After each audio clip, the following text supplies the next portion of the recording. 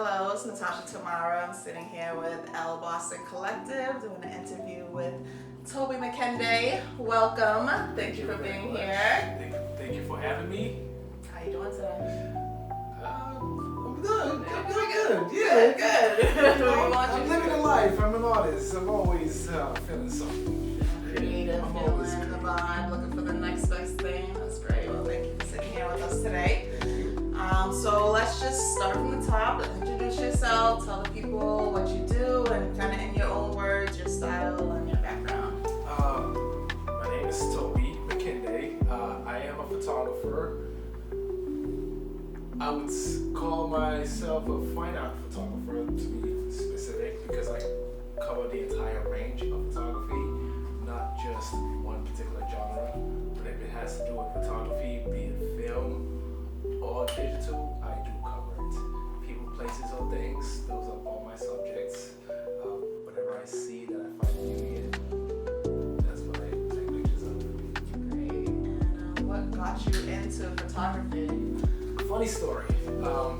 I used to paint. I was an oil painter, and I needed someone to, catalog my work, but I couldn't find anybody to do it for me. So I went and crowdsourced a camera, my very first camera. And the day I got the camera, family members said that their wedding photographer never showed up. And the rest was history, I never looked back because I realized that there was something special about creating a moment with a camera. And I just realized that I'm really good at it. So, yeah. And now how long has it been since you've been doing photography? 2009 to 16 years. Wow. Yeah. It's been quite a time. That's great. That wasn't actually my very first photograph that I liked, but it was what actually really got me in there. Yeah. And I know you said you kind of cover all genres, but what is your kind of favorite style of photography to do? I would say people are my favorite. Doesn't matter what the subject matter is when it comes to people, as long as I am capturing people. That's where I'm really happy. Not to toot my own horn, but I'm really good at places and things. It's just people who tend to be my favorite subject of all. And why is that? You just kind of feel the essence of them. There's an energy I take that back, not an energy. There's a frequency we all emit. And personally, I realized that I'm able to tap into that particular frequency depending on the person. So every living being I run into, I can literally see that. So when it comes to photography, what would you say are some barriers that you kind of had to overcome to get the perfect shot for either person, place, or thing? What is that? I would say facilitation of the people that you're working with, and also the timing. For example, if you're taking pictures outside, you don't want to just do it at any time of the day because it's available. You want to do it at the perfect time of the day. If you want a sunrise shoot, it looks a lot different from a sunset shoot. If you want an overcast kind of day or a white blanket day, it's a lot different from if you want a blue sky type of day. So, we call it wrangling, but yeah. What's that? Tell me these terms. What's that term mean? You're pulling in the cattle. You're trying to make sure everybody's doing the things that they need to do at the time that they need to do it. If sunset's at 5 o'clock, no one should be showing up at 5 o'clock. They should be showing up at 4 o'clock so that we're all ready for that 5 o'clock moment. So when I say wrangling, it's just getting people together. Getting people together is an easy way to say it. But yeah. So working in this industry, do you prefer working with a team full of a bunch of people you gotta wrangle up, or just working independently? I would say I'm fluid. And when I say I'm fluid is because when I'm in a team, we can all bounce ideas. We can go back and forth. We can come up with the best strategy for certain work. On the flip side, I have my moments of, for the lack of a better word, intimacy when it comes to my work. And that intimacy is what helps me create certain images. Those particular images go into galleries. I have at least 2 exhibits that I can think of off the top of my head in Massachusetts happening right now that, you know, the substantial pieces of work. One of them being actually downtown Boston or the Boston Convention Center. Oh, nice. 60 pieces, all larger than the canvas that you see right there. So that all came from a point of intimacy, me getting to know the person, me actually tapping into that person's energy, and bringing out the best of what I can see in that particular person at any given time. Same thing with all my other pieces that I actually show in exhibits. However, that doesn't always mean built. So the teamwork part comes into play when everybody's working together. The chances of earning potential increases. The chances of coming up with something better than my intimate moment increases. I might be blocked somewhere and somebody's gonna come in and say, hey, why don't you do it this way? And that's how I've ended up in magazines in the past. That's how I've ended up on the Times Square billboard in the past. It's because that was teamwork. So my exhibits were my intimate moments, my teamwork pieces were my commercial successes, I would say.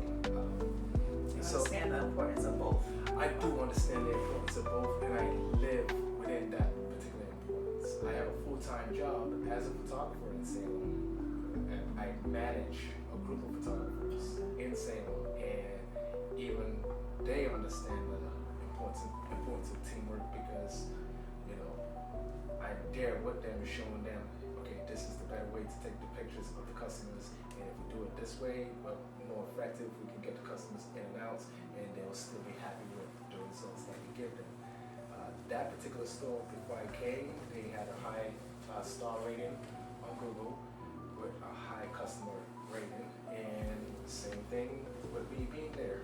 I just helped them improve, all because of teamwork. Teamwork makes the dream work. Teamwork makes the dream work. What do you have to So say about that? there's importance in both of them. You can't say one outweighs the other. You just hope to find yourself in moments where you're able to capture something at a particular time. You're driving down a long stretch of road, right? You see a bunch of cows. It's you and a friend in the car. The friend doesn't know anything about photography, but you know everything about photography. The side of the road, and there's no other car coming. There's a likelihood that there's another car that's gonna come, but you really want those pictures of those cows. You're getting out and risking your life. There you go. So, on one hand, it's teamwork. On the other hand, when you are taking those pictures of the cows and they actually come up to you and you actually capture that moment because one of the cows came up to you and stuck its tongue out because it's curious, that's your one You of got that shot because you had that eye to stop go. and go. Yeah. Okay. So everything has its time and place, and you just have to tap into its strengths and, you know, work around its weaknesses. There's weaknesses in working by yourself, and there's weaknesses in working in a team setting. But if you know how to navigate both, yeah, it's bliss. What would you say is your creative process when you put together a project or a photo shoot? Do you have any rituals you do before or something you do to get prepared? I wake up, I fall asleep, I eat, I breathe, I shower, I shave, I think, I live photography. Every moment is a photograph. Everything in front of me is a picture waiting to be taken. If a camera is in my hand, there's a picture being taken. If I'm going to the club, I will have a camera in my hand. If I'm not at the club, I have a camera in my hand. If I'm going to sleep, my camera is right beside me on my pillow. I wake up, I check the settings on my camera. I can see Jay laughing back there, but he knows exactly what I mean. My camera lays beside me on my bed, and I check the settings on my camera. Okay, I see a slit of light coming through the window. And can I capture that? Okay, is that setting gonna work? Yeah, got the shot. Go back to sleep. Wake up the next day. Ask myself, why did I take this picture? Delete it, and try it all over again. I probably would do the same thing over and over again, all because I saw the same sliver of light and forget that I took it the night before. So everything I do, everything I think about is photography. There's no particular creative process because everything is shape, color, light, form, time. Okay. You seem like you have the creative eye and you just put all that together as soon as you wake up in the morning. So it just starts. It's my full-time job, and it's going to be the very last thing I do before I croak. Can you tell me a couple of your big accomplishments that you've had so far out in Boston? Boston Convention, the Paul Revere Museum in Canton. What did you do there? I had another 20-piece exhibit over there. Both of them actually were opening weekend events. A few years ago, I was the feature photographer at Cyclorama. So they had an entire exhibit, an entire show, and I was the main piece, showing other photographers how to take pictures and showing them lights that they've never tried before, also creating fashion images for them. I recently had an exhibit in the Prudential, I think April or May, earlier this year. I don't remember when. And what else have I done? I do so many things. I tend to just say yes, do it, and then forget about it. I know you said you started off painting and oil. Do you think you're gonna ever go back to that, or stop? Once an artist, always an artist. And if you look around my place, my space, there's always a completed incomplete. So I have paintings that will never finish, that will never see the light of day. I have sketches. I have sketchbooks always around that I start the first page and never do anything with the rest of the pages. But once again, once an artist, always an artist. I will always paint whenever I feel inspired to, and I will always have the necessary tools around me to paint. And yeah, whenever I can't take pictures or whenever I'm not feeling inspired, I tap into that to re-inspire me to take those pictures. So even when I'm not taking pictures of human beings, I'm painting pictures of human beings. When I'm not painting pictures of human beings, I'm taking pictures of downtown Boston, or a piece of apple that looks funny, something like that. Probably now I'm getting inspired. Probably drill a hole in an apple, put a worm in it, so that I can take a picture of both of them together. That's a still life image that just happens to have a living being in it at the same time. So, these things Pops in your head, you're just gonna do it. yeah. The question more should be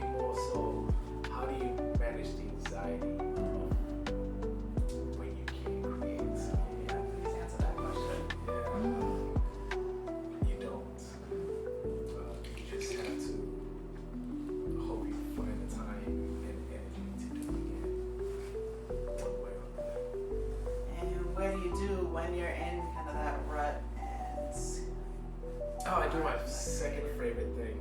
My second favorite thing, I sleep.